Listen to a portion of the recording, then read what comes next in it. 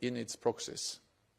So, dear Jake, thank you again for your strong personal commitment to our alliance and for the extraordinary leadership of the United States and President Biden as we face global challenges. Together in NATO, we will continue to protect our nations, our people and our values. And we all look forward to the summit in Washington. So please. Well, thank you, Mr. Secretary General, for convening this meeting of Allied National Security Advisors, our second under the Biden administration. And today was really the first high-level opportunity to begin planning the substance of the Washington summit, and it will continue with the defense ministers next week. The United States looks forward to welcoming our allies to Washington this summer to celebrate the 75th birthday of NATO, but also to showcase the fact that the NATO alliance is bigger, stronger, and more united than it has ever been. We covered the full range of issues, and you heard the Secretary General lay out much of what was discussed today. I just want to highlight a few that will be front and center as we head towards Washington in July. The first, of course, is our shared support for Ukraine. Putin has been counting on dividing this alliance, but today we heard again total unity and a degree of intensity of that unity that has not flagged one bit since the beginning of this brutal invasion by Russia nearly 2 years ago. Putin has also been counting on flagging support. Today I heard renewed commitments from many different NATO allies of tangible support for the brave Ukrainians who are defending their country. And as President Biden said yesterday, he is going to drive hard until we deliver a bipartisan package of support for Ukraine from the United States. And as allies, we're committed not just to supporting Ukraine in the current fight, but also supporting Ukraine's long-term deterrence capacity as it works towards becoming a NATO member. And in that regard, we had good discussions today in planning for the NATO summit on the types of practical support that NATO can provide to Ukraine. Second, on burden sharing. At Washington, we look forward to seeing more allies than ever reach the 2% benchmark, a high water mark for the type of burden sharing that has been at the heart of the vision of NATO since the Wales summit 10 years ago. Third, on the defense industrial base, we've learned over the past 2 years that we really need to energize our production of critical capabilities. And we want to highlight progress in this area, but also further work to do in Washington. And it's not just about total numbers, it's also about the types of capabilities that we need to be investing in, because this fight over the last 2 years has taught us about the evolving nature of technology and warfare, and NATO has to stay at the cutting edge in that regard. Fourth, on deterrence and defense posture. At Vilnius last year, we developed as an alliance new regional plans, and by Washington, we need to demonstrate that those plans are executable, and we discussed today the steps necessary to ensure that happens, including things like the Steadfast Defender exercise the Secretary General referenced. Then there's the deepening ties with our Indo-Pacific partners. This is not about bringing NATO to Asia. It is about working together with like-minded partners in the Indo-Pacific on challenges that really transcend geography, cyber, economic security, nuclear proliferation, and yes, the evolving interconnections between Russia, China, Iran, and North Korea, among other issues. We also, as the Secretary General noted, had the opportunity today to discuss the situation in the Middle East, including the threat that Iran poses to regional stability and to a vision of a more peaceful, prosperous, interconnected region. Before I conclude, let me also just say that we very much look forward to welcoming Sweden into the alliance very soon. It's past time that they join as the 32nd member, and we look forward to welcoming them as the 32nd member when we welcome all of the other allies in Washington this summer. So, Mr. Secretary General, let me just say we are so much looking forward to the Washington summit. We see the vibrancy, the vitality, the dynamism in this alliance. We saw that on display today. We see that on display every day as we support Ukraine, as we stand up to Russian aggression, as we deal with the myriad challenges facing our alliance on a 360-degree basis. And with that, let me turn it back to you. Thanks very much. We'll go to questions, starting with Bloomberg in the middle here in the front, please. Natalia Drozdyak from Bloomberg. Thank you so much for this question. Mr. Sullivan, what's the plan B for Washington's support for Ukraine? We've heard repeatedly in the last few weeks and months that from the White House that this package would eventually get through Congress, but it keeps failing. I mean, at what point do you start looking at alternatives? And Mr. Secretary General, I mean, what can NATO do if the U.S. can't get this aid passed for Ukraine? Thank you. So first, we're not focused on Plan B, we're focused on Plan A. We're focused on passing a bipartisan support package for Ukraine that will provide it with the tools and capabilities it needs to continue to defend effectively and to take back territory that Russia currently occupies. You've seen a lot of toing and froing in the Congress, and I'm not going to get into the details of that, particularly standing here in Brussels. But what I will say is this. Even in the last 24 hours, you've seen a significant number of Republicans come out and say that no matter what else happens, we need to move forward a package of support for Ukraine. As President Biden said yesterday, history will record any failure to deliver the type of assistance that's contained in the package that was put forward this week. And we fully intend to drive to the point where that package passes both the Senate and the House and lands on the President's desk for signature. At the end of the day, there is no alternative to the United States stepping up to the plate and providing a level of resources that allow Ukraine to have the artillery, the air defense systems, and the other capabilities they need. And time is of the essence in this regard. So we are going to stay focused on that, and we believe that we still can and will deliver it. First of all, I think we need to recognize how important our support has been since the full-fledged invasion happened or took place in 2022. What we have seen is unprecedented support from NATO allies, and our support is making a difference on the battlefield every day. And it's the support from NATO allies that has enabled and made it possible for the Ukrainians to liberate 50% of the territory that the Russian forces occupied in the beginning of the war. It's our support that enabled the Ukrainians to open a corridor in the Black Sea, pushing back the Russian Black Sea fleet, and also enabled the Ukrainians to inflict heavy casualties on the Russian invaders, more than 300,000 casualties. They lost thousands of armored vehicles and hundreds of aircraft. So the first message is that our support makes a difference. It really helps the Ukrainians to demonstrate that this was a big strategic mistake of President Putin to invade Ukraine. He believed that he was able to take control of Ukraine within days. And now the war soon will move into its third year, and the Ukrainians have been able to actually make important gains. That's the reason also why it is important that the support continues. And as National Security Adviser Jake Sullivan just said, we are focusing on Plan A, and that is that all allies continue to support Ukraine. This is truly a joint effort by Europe and North America. We actually see burden sharing within the alliance when it comes to support to Ukraine, and I expect the U.S. to make decisions in the near future to continue to support Ukraine. Next question is Reuters in the second row, please. Andrew Gray from Reuters. A question for both of you. How concerned are you by President Zelensky's decision to dismiss General Zaluzhny at this critical time in the war?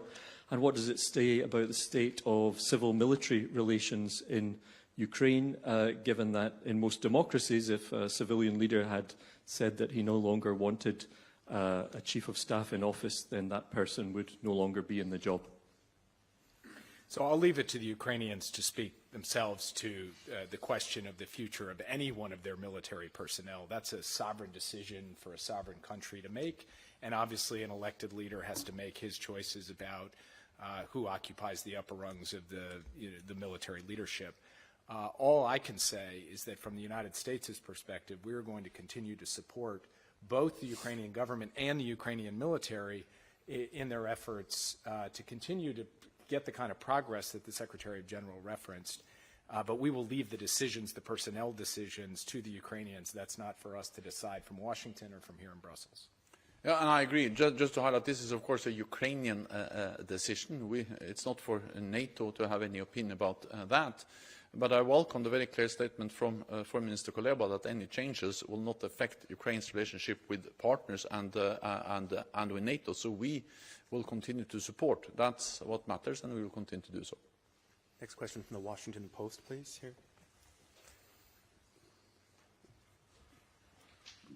Thank you for the National Security Advisor.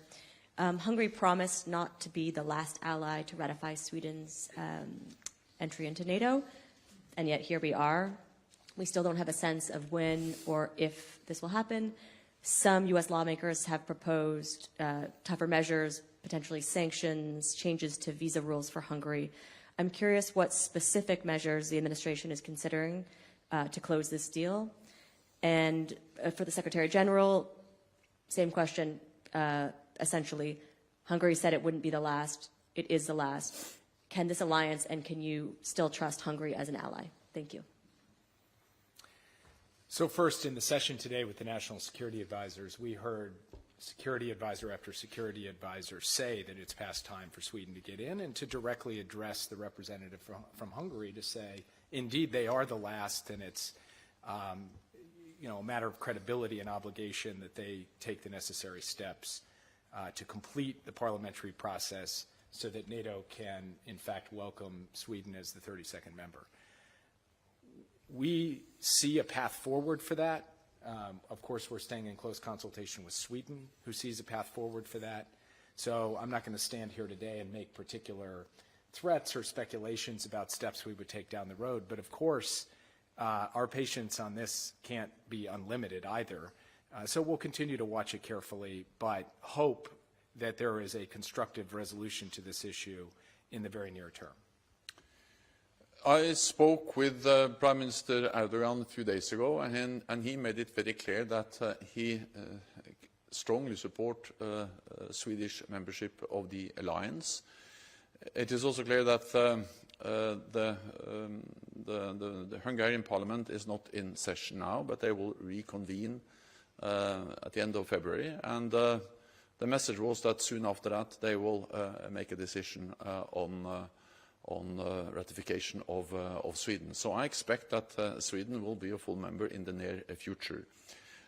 We have to remember that what we have seen since February 2022 is one of the fastest accession processes in NATO's history. Finland and Sweden applied in May 2022. Already in July, they were both invited. Then Finland became a full member in April last year, and I expect then Sweden to be a member very soon. That demonstrates that NATO is not only getting stronger, but NATO is also getting bigger. Finland already a member, and Sweden very soon. Time for just one or two more. We'll go to the Telegraph, please, here in the second row. Thank you. Joe Barnes from the Daily Telegraph. To National Security Advisor, Tucker Carlson is about to broadcast an interview with Vladimir Putin. We know Tucker Carlson is highly critical of US Western support for Ukraine. What are you going to do to be countering the message that he puts out at a time when you have your own struggles with Congress and there's lots of sort of doubt amongst Western political bodies, parliaments, over whether we should carry on supporting Ukraine in the long term? And then I guess one for both of you.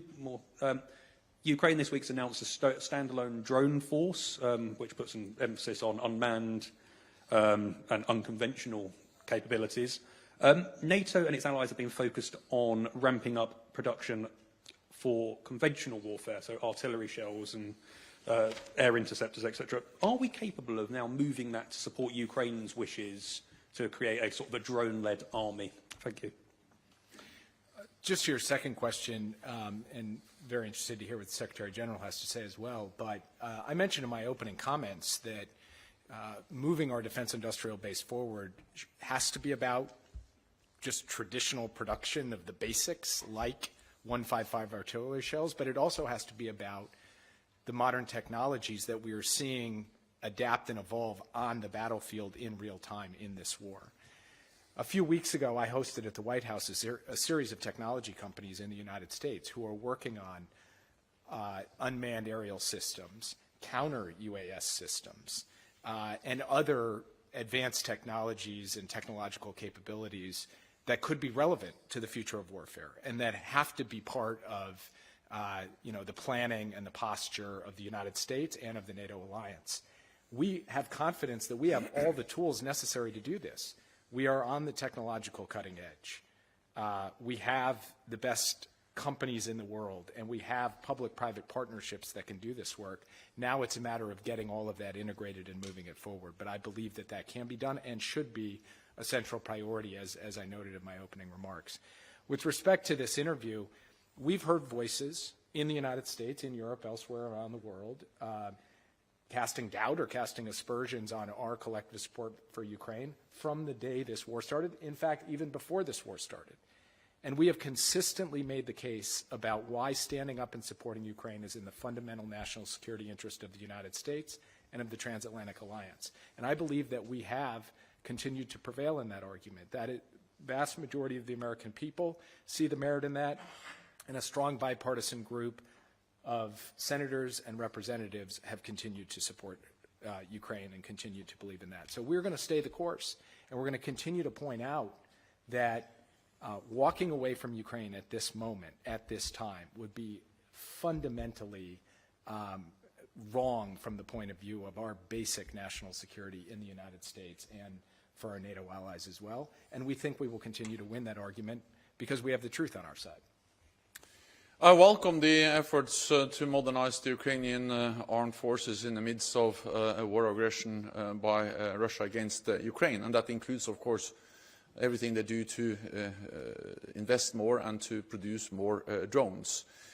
These efforts are conducted with the support of NATO and NATO allies. I think it also demonstrates the importance of working with Ukraine to ramp up also their industrial base, because this is now a war of attrition, and a war of attrition becomes a war of logistics, and then it depends very much on the production capacity, also when it comes to modern systems, like, for instance, drones.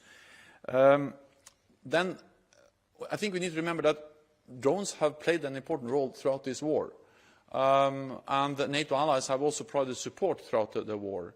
For instance, Turkey has provided the Bayraktar drones since actually before the full-scale invasion, and now they are now establishing a new factory to produce drones, which is then a Turkish drone factory in Ukraine.